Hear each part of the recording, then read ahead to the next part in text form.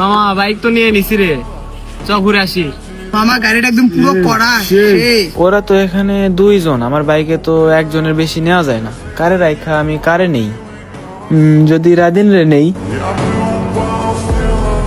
আজ একটা বাইক নেই বলে, আমার যদি আজকে একটা বাইক থাকতো তাহলে আমিও যেতে পারতাম। আর যদি মাশরাফিরে নেই?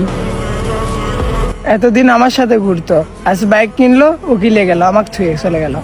রাদিনকে নিলে মাশরাফি মন খারাপ করবো, আবার মাশরাফিরে নিলে রাদিন মন খারাপ করবো। তার থেকে আমি একাই যাই। মামা আমি আসি, আমার একটু খুব কাজ আছে। কিরে, কাজটা করলো কি? সারা আমাকে সারা এক মুহূর্ত ঘুরে বেড়াচ্ছিল না, এমন হুন্ডো কিনা আমাকে সারা ভুলে গেল। দেখছো মামা কি করলো, একলা একলা ঘুরবে গেল।